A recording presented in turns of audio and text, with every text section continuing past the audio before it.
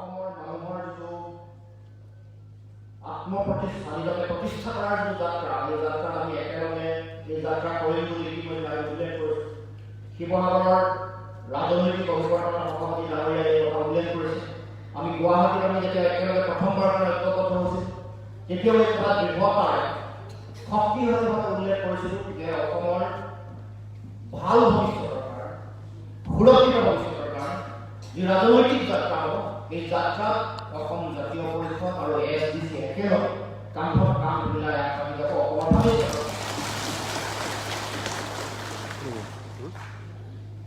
এই সময়ত অসমৰ সমাজ জীৱনত যিটো জাতীয়তাবাদৰ সংকট হৈছে এই কথা সকলোৱে দেখিছে। প্ৰতিটো জাতি জনগোষ্ঠীৰ তেওঁলোকৰ অধিকাৰ নাইকিয়া কৰিবৰ কাৰণে বিশেষকৈ ৰাজনৈতিক অধিকাৰ চেপি খুন্দি নাইকিয়া কৰিবৰ কাৰণে ৰাষ্ট্ৰীয় দলসমূহে তেওঁলোকে পৰ্যায়ক্ৰমে ইটো পিছত ইটো ৰাজনীতি কৰে। কংগ্ৰেছৰ দিনত এতিয়া বিজেপিৰ অতি ভয়াৱহ যিটো ৰূপ সকলোৱে দেখিছে, এটা ফ্ৰাংকেষ্টাইনৰ যিটো ৰূপ কেনেকৈ ভয়াৱহভাৱে যিবোৰ খিলঞ্জীয়া জাতি জনগোষ্ঠীয়ে তেওঁলোকৰ নিজৰ অধিকাৰ সাব্যস্ত কৰিবলৈ বিচাৰে তেওঁলোকে নিজৰ অতি কেন্দ্ৰীভূত চেন্ট্ৰেলাইজ যি চিন্তা এই চিন্তাক চাপি দিব খোজে। কাৰণ এইটো প্ৰতিটো পৃথিৱীত বসবাস কৰা প্ৰতিটো জনগোষ্ঠীৰ এইটো নিজৰ চৰিত্ৰ এটা কেৰেক্টাৰ যে নিজৰ পৰিচয় নিজৰ অধিকাৰ সাব্যস্ত কৰিব। সেইটো এটা মৌলিক এটা চৰিত্ৰ যি প্ৰতিটো জনসংখ্যা ৫,০০০ হওক ১০,০০০ হওক তেওঁলোকে নিজে মৰ্যাদা সহকাৰে পৃথিৱীত জীয়াই থাকিব খোজে।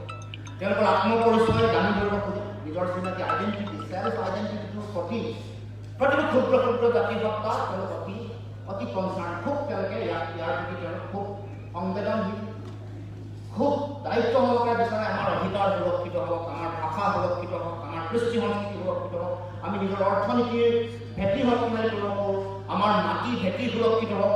এইবোৰ প্ৰতিটো জাতি জনগোষ্ঠীৰ তেওঁলোকৰ নিজৰ স্বভাৱগত চৰিত্ৰ, সেই যিটো এটা basic instinct of A human being বুলি যাক কোৱা হয়, সেই যিটো চিন্তা সেই আধাৰটোক বিজেপি দলটোৱে বা আন ৰাষ্ট্ৰীয় ৰাজনৈতিক দলসমূহে তেওঁলোকে বাৰে বাৰে ইয়াক বাধা দি আহিছে, বাৰে বাৰে ইয়াৰ বিৰুদ্ধে তেওঁলোকে কাম কাজ কৰি আহিছে।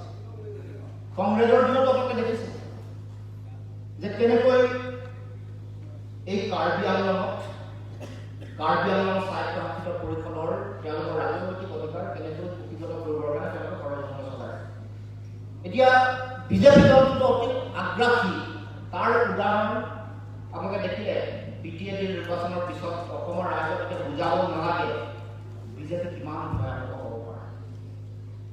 তিৱা তেওঁলোকৰ স্বায়ত্তশাসিত পৰিষদৰ নিৰ্বাচনৰ পিছত অসমৰ জনগণক বুজাব নালাগে যে বিজেপি দল কিমান ভয়াৱহ।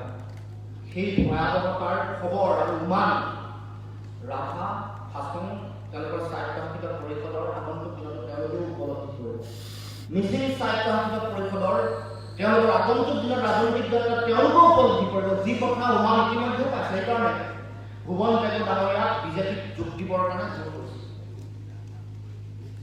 আৰু আন যিবোৰ শক্তিয়ে অসমৰ ৰাইজে যিসমূহ শক্তিক আঞ্চলিকতাবাদ জাতীয়তাবাদৰ নেতৃত্ব ল'বৰ কাৰণে যিসমূহ শক্তিক দায়িত্ব দিছিল তেওঁলোকে কেনেকৈ চাৰেণ্ডাৰ কৰি আত্মসমৰ্পণ কৰি দেখিছে, কেনেকৈ আঁঠু ল'লে দিল্লীৰ ওচৰত এই চৰকাৰসমূহৰ ওচৰত এই শক্তিসমূহৰ ওচৰত এই কথা আপোনালোকে দেখা পাইছে। ভেজাল এটা জাতীয়তাবাদ তেওঁলোকে লৈ এতিয়া মানুহক বিভিন্ন ধৰণৰ কথা বতৰা কৰি প্ৰলোভন দিবলৈ ঠিক হৈ লাগিছে।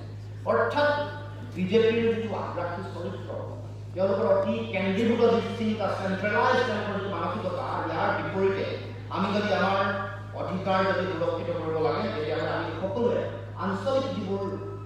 আঞ্চলিকতাবাদী শক্তিৰ আধাৰত যিবোৰ প্ৰতিষ্ঠিত হোৱা যিবোৰ আঞ্চলিক শক্তি আমি সকলোৱে ঐক্যবদ্ধভাৱে আমি আগবাঢ়িব লাগিব। ইয়াৰ কোনো বিকল্প নাই। এই অভিজ্ঞতা BTADত হৈছে। ইতিমধ্যে তাৰ আগজাননী মিচিং অট'নমাছ কাউন্সিলে পাইছে, তাৰ আগজাননী ৰাভা হাছং অট'নমাছ কাউন্সিলে আহি থাকিব এদিন সময়ত পাব। কাৰ্বি আংলঙবাসী ৰাইজে ইয়াৰ ৰাইজেতো যোৱা 2-3টা শাসন দিৱস যোৱা এটা দশকতকৈ বেছি সময়ত এই কথা তেওঁলোকে দেখা পায়। তেতিয়াও চকুৰ আগত কেনেকৈ ৰাষ্ট্ৰীয় শক্তিসমূহে কেনেকৈ ক্ষমতা কুক্ষিগত কৰিব খোজে। কাৰণ আমি বিচাৰি কৰা যিটো অধিকাৰ তেওঁলোকে দিব নোখোজে, মৰ্যাদা সহকাৰে জীয়াই থাকিবলৈ নিজৰ ৰাজনৈতিক অধিকাৰ সাব্যস্ত কৰিবলৈ বিচৰা কাৰ্বি জাতি বা জনগোষ্ঠী হত্যাৰ যি লক্ষ্য, এই লক্ষ্যক তেওঁলোকে চলে বলে কৌশলে তাকে প্ৰকাৰে বাধা দিব খোজে আৰু সেই কাম কাজ এতিয়াও চলি আছে।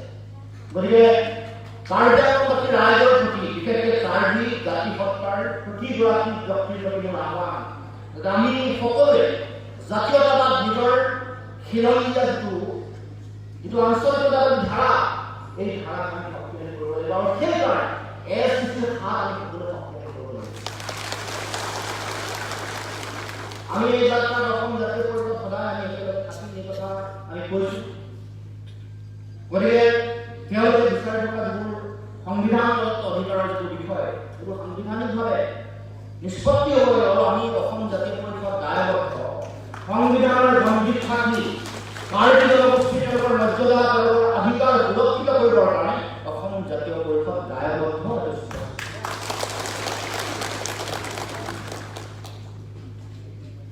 সংবিধান প্ৰদত্ত অধিকাৰ কাঢ়ি লৈ যাবৰ কাৰণে বহু চল চাকৰি কূটকৌশল চলি আছে। মাটিৰ অধিকাৰ কাঢ়িবৰ কাৰণে লাইকাত অধিকাৰ উদাহৰণ আপোনালোকৰ চকুৰ আগত। মাটিৰ অধিকাৰ, খিলঞ্জীয়া মানুহৰ মাটিৰ অধিকাৰ কাঢ়িবৰ কাৰণে মিকিৰ বামুণীৰ উদাহৰণ আপোনালোকৰ চকুৰ আগত। ৰাতিৰ ভিতৰতে পুঁজিপতি বনিয়া সন্তুষ্ট কৰিবৰ কাৰণে শ শ বিঘা মাটি দিয়া অথচ খিলঞ্জীয়া মানুহৰ মাটিৰ অধিকাৰ আজিও সুৰক্ষিত হোৱা নাই।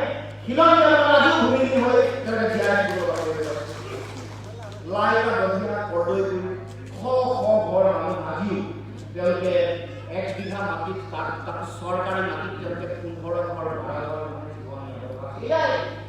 এয়াই তেওঁলোকে খিলঞ্জীয়া মানুহৰ কথা কৈ ভোট লোৱা চৰকাৰৰ তেওঁলোকৰ চৰিত্ৰ। তেওঁলোকৰ শ্লোগান কি আছিল আপোনালোকে জানে? জাতি মাটি জেতি, অৰ্থাৎ জাতীয়তাবাদী শ্লোগান। 16 মিনিট পিছত বিদেশী অসমৰ মাটিৰ পানী টোপোলা বান্ধি যাব লাগিব, এয়া আছিল তেওঁলোকৰ শ্লোগান। আত্মনিৰ্ভৰশীল অসম, জাতীয়তাবাদী স্বাধীন অৰ্থনৈতিক ভৱিষ্যত, এইবোৰ আছিল তেওঁলোকৰ শ্লোগান। কিন্তু কাৰ্যত কি হ'ল? লক্ষ লক্ষ বিদেশী ধৰ্মৰ নামত আমি আমাক জাতি দিব খুজিছে। কাৰ্বি আংলঙত তেওঁলোকে এটা মিছা অপপ্ৰচাৰ কৰিছে। তেওঁলোকে এটা সভাত নিৰ্দেশন দিব খুজিছে যে 6 শিডিউল এৰিয়া হোৱাৰ কাৰণে কাৰ্বি আংলং অবৈধ বিদেশী আনি জাপি দিলে ইয়াত কোনো ক্ষয়ক্ষতি নহয়।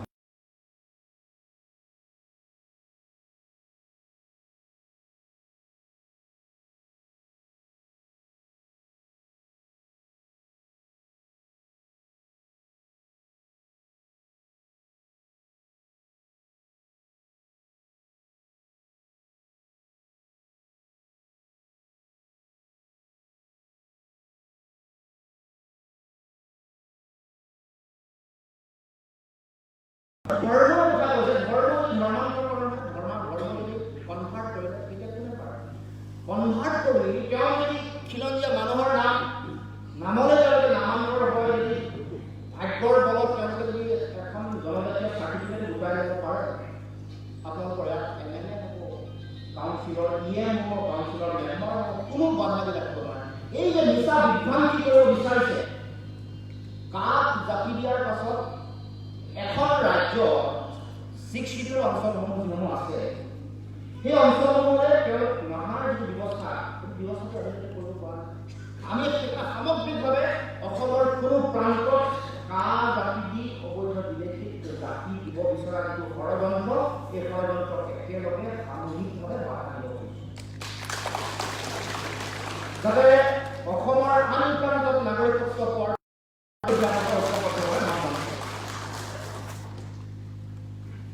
এতিয়া ইয়াত কাউন্সিলৰ যিটো অভিজ্ঞতা, ৰাষ্ট্ৰীয় ৰাজনৈতিক দলত থকা যিসকল ব্যক্তি আছে, আগতে কংগ্ৰেছ কৰিছে, এতিয়া বিজেপি কৰিছে, তেওঁলোকৰ বিগত সময়ছোৱাত কাম কাজৰ খতিয়ান দেখি আছে। তেওঁলোকৰ কাম কাজ বা তেওঁলোকৰ লক্ষ্য, তেওঁলোকৰ আদৰ্শ এই অঞ্চলৰ কাৰ্বি ৰাইজে বিচৰা আদৰ্শ চিন্তা, যিটো জাতীয়তাবাদী চেতনা, তাৰ লগত কোনো কাৰণত মিলে। তেওঁলোকে গুৱাহাটী বা দিল্লীৰ পৰা এটা নিৰ্দেশনা দিয়ে, সেইমতে সকলো ধৰণৰ কাম কাজ কৰে। ইয়াৰ ৰাইজে কি বিচাৰে?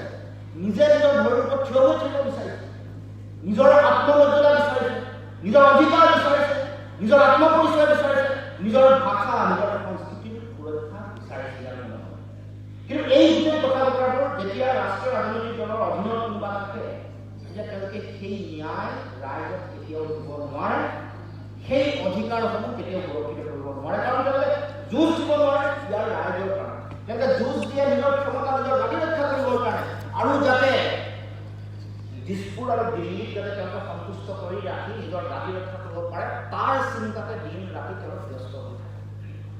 গতিকে আমি বিচাৰিছোঁ স্বাভিমানী সত্তা, যি স্বাভিমানী জাতি সত্তা আছিল কাৰ্বি জনগোষ্ঠী, যি স্বাভিমানী জাতি সত্তা আছিল বিভিন্ন জাতি জনগোষ্ঠীৰ সমন্বয়ে গঢ় লৈ উঠা অসমৰ যিটো জাতি সত্তা, এইটো স্বাভিমানী বিদেশী বাৰে বাৰে আহিছে, আগতে আক্ৰমণ কৰিছে, আমাৰ লগত যুদ্ধ কৰি তেওঁলোক বাৰে বাৰে পৰাস্ত কৰিছে, কিন্তু আমাৰ ইতিহাস, এই ইতিহাসৰ সাক্ষী অসমৰ সমাজ জীৱন, অসমৰ জাতি সত্তা।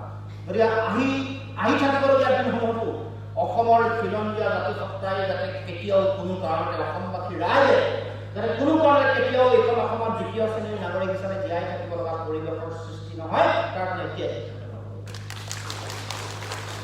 আমি কেতিয়াও অসমৰ প্ৰতিটো খিলঞ্জীয়া জাতি সত্তাই কেতিয়াও কোনো শক্তিৰ ওচৰত, কোনো বিদেশী শক্তি, কোনো শক্তি আধিপত্যবাদী প্ৰভুত্ববাদী যিবোৰ শক্তি আছে সেই শক্তিসমূহৰ ওচৰত কেতিয়াও আঁঠু কৰি জীয়াই থকাৰ আমাৰ অভ্যাস কেতিয়াও নাই। আমি সদায় বহু উন্নয়নৰ কথা কওঁ, কাৰ্বি আংলঙত এতিয়ালৈকে সাংঘাতিক উন্নয়ন। আমি ডিফুৰ চাৰিওফালে উন্নয়ন আমি দেখিছোঁ, কিন্তু ডিফুৰ পৰা 4 কিলোমিটাৰ 5 কিলোমিটাৰ দূৰলৈ যোৱাৰ লগে লগে গাঁওখন সোমোৱাৰ লগে লগে তাৰ ৰাস্তা ঘাটৰ অৱস্থা আমি সকলোৱে নিজে উপলব্ধি কৰিছোঁ। কি ৰাস্তা ঘাটৰ অৱস্থা কেনেকুৱা, তেওঁলোকৰ খোৱা পানী, তেওঁলোকৰ স্বাস্থ্য, তেওঁলোকৰ শিক্ষা, তেওঁলোকৰ বিজুলী বাতিৰ যোগান যি ধৰণে হ'ব লাগিছিল সেই ধৰণে হৈ থকা নাই। এতিয়া বেনিফিচিয়াৰী স্কিম বুলি যে কয়, হিতাধিকাৰী সৃষ্টি কৰা কাম কাজ কৰিছে, এই হিতাধিকাৰী সৃষ্টি কৰিব লগা পৰিৱেশটো কংগ্ৰেছ বিজেপি তেওঁলোকে মিলিয়ে কৰি দিলে। মানুহৰ হাতত যেতিয়া পইচা নাই, টকা পইচা নাই, তেওঁলোকে চাউল বিনামূলীয়াকৈ দিলে ভাল পায়, ভাল পোৱাটো স্বাভাৱিক, কাৰণ তেনেকুৱা অৱস্থালৈ লৈ গ'ল। মানুহে নিজে হাল বাই খেতি কৰি তেওঁলোকে ধান উৎপাদন কৰি বা আন যিবোৰ শস্য আছে উৎপাদন কৰি বিক্ৰী কৰি তেওঁলোকে চলিব খোজে, মানে স্বাভিমানী মানুহৰ যিটো স্বভাৱ চৰিত্ৰ সেইটো হ'ব খোজে, কিন্তু সেইটো কাঢ়ি লৈ যোৱা আজি আমাৰ হাতৰ পৰা সেই অধিকাৰ। আপোনালোকে জানে যে এতিয়া খেতি শেষ হ'ল, ধান খেতি শেষ হ'ল, এতিয়া আমাৰ মানুহৰ কাৰণে খিলঞ্জীয়া জনগণৰ কাৰণে বজাৰ নাই।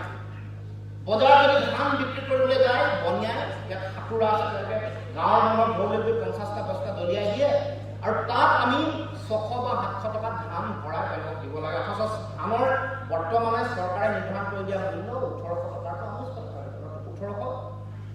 1899 টকা, 1889 টকা, অথচ আমি আধাতকৈ কম দামত ধান বিক্ৰী কৰিব লাগে। এয়া হ'ল অসমৰ জনগণৰ অৰ্থনৈতিক অৱস্থা।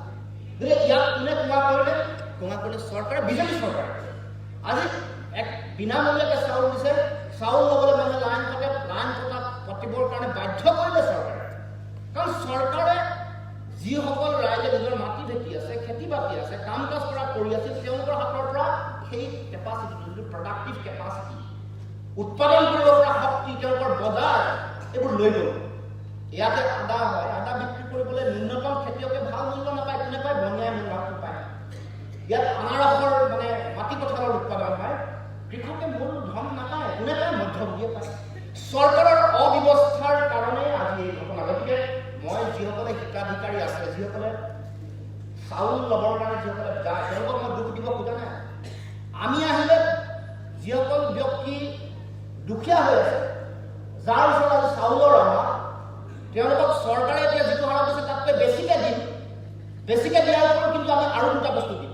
এটা, তেওঁলোকে যাতে নিজে উৎপাদন কৰি বিক্ৰী কৰি স্বনিৰ্ভৰশীল হ'ব পাৰে, সেই ব্যৱস্থা কোনো কাৰণতে যাতে আহি থাকিবলগীয়া দিনসমূহত হিতাধিকাৰী আঁচনিৰ ধনৰ কাৰণে কেৱল মাত্ৰ নিজে খেতি বাতি কৰা পৰিৱেশটো যাতে শেষ হৈ নাযায়, তেওঁলোকে উৎপাদন কৰাৰ পিছত যাতে তেওঁলোকে বিক্ৰী কৰিব বজাৰ বিচাৰি হাহাকাৰ কৰিবলগীয়া পৰিৱেশৰ সৃষ্টি নহয়, আৰু মধ্যভোগীয়ে বনিয়াই যাতে তেওঁলোকৰ হাতৰ পৰা অধিকাৰ কাঢ়ি লৈ যাব নোৱাৰে, সেই ব্যৱস্থা আমি কৰোঁ। এইটো অসমৰ জনগণৰ প্ৰতিশ্ৰুতি। হিতাধিকাৰী যিসকল বনাইছে, চৰকাৰে জোৰ কৰি বনাইছে, তেওঁলোকে পৰিৱেশ সৃষ্টি কৰি দিয়া হৈছে, যে স্বাভিমান তেওঁলোকৰ কাঢ়ি লৈ যোৱা হৈছে, তেওঁলোকক ভিক্ষাৰী কৰি দিয়া হৈছে। আমি কোনো মানুহক ভিক্ষাৰী হৈ থাকিবলৈ নিদিওঁ। কোনোবা যদি বাধ্য, তেওঁলোকক আমি চাউল দিম, নিশ্চয় চাউল দিম, কিন্তু তেওঁলোকক তাৰ লগে লগে প্ৰডাক্টিভ চৰিত্ৰ এটা তেওঁলোকৰ হাতত তুলি দিম, তেওঁলোকে নিজে কাম কাজ কৰি তেওঁলোকে নিজে খাব পাৰিব, তেওঁলোকে মাটি ভেটি চোৱা পাৰিব। গতিকে মই যেতিয়া সভাপতিৰ কথা কৈ আছোঁ যে আমি হিতাধিকাৰী আঁচনিৰ বিৰোধী, চৰকাৰে খুব সন্তোষ পাইছে, কাৰণ তেওঁলোকে গম পায় যে এই হিতাধিকাৰীসকলৰ পৰা তেওঁলোকে গোট হ'ব। কিন্তু আমি ক'ব খুজিছোঁ, চৰকাৰে যি দিছে তাতকৈ আমি বেছি দিম অসম জাতীয় পৰিষদৰ লগত। হাতত তেওঁলোকৰ প্ৰডাক্টিভ চৰিত্ৰ থাকিব, উৎপাদনী চৰিত্ৰ থাকিব, আৰু তেওঁলোকৰ যাতে তেওঁলোকে ভাল বজাৰ পায়, তেওঁলোকৰ যাতে জলসিঞ্চন আঁচনি হয়। খেতি বাতি আজি এটা ক্ষেত্ৰত খেতি কিয়? তেওঁলোকে প্ৰথম তেওঁলোকৰ নিৰ্বাচনী প্ৰতিশ্ৰুতিত আছিল সমগ্ৰ প্ৰতিখন ৰাজ্যত তেওঁলোকে জলসিঞ্চনৰ আঁচনি ব্যৱস্থা কৰিব। আজি জলসিঞ্চন নকৰাৰ কাৰণে কি হ'ল? 3টা খেতি কৰিব নোৱাৰে। খেতি এটা ধান খেতি শেষ হোৱাৰ পিছত আন খেতি কৰিব নোৱাৰে। এটা খেতি সামৰিব লাগে নিজৰ পথাৰ আমাৰ। গতিকে এই কথাটো গতিকে ৰাইজে মনত ৰাখিব। আৰু তেওঁলোকে কেনেকৈ শোষণ কৰিছে? এতিয়া বিনামূলীয়াকৈ চাউল দিছে হয়, কিন্তু আলুটো আপোনালোকে 60 টকাত কিনিব লগা আছে। আমাৰ চৰকাৰে মনত ৰাখিব, চাউল বিনামূলীয়াকৈ পাব আৰু আলুৰ দাম বৃদ্ধি নহয়। আলুৰ যিটো দাম, যিটো হ'ব লাগে সেই দাম, সেই দামত থাকিব। 60 টকা কিন্তু কোনো কামত আলুৰ দাম নহয়। 80 টকা দি পিঁয়াজ খাব লগা নহয়। দাইল 180-90 টকা বা 120 টকাত দাইল খাব লগা পৰিৱেশৰ সৃষ্টি নহয়। মিঠাতেল 150-60 টকাত খাব লগা পৰিৱেশৰ সৃষ্টি। ৰাইজে এই কথাটো অলপ ভাবি চাব। বিনামূলীয়া চাউল পাইছে, ভাল কথা ল'ব লাগিব। দাম দিলে সকলো গ্ৰহণ কৰিব, দিলেতো আপোনালোকৰ নিজৰ প্ৰাপ্য। কাৰণ আপোনালোকে চাউল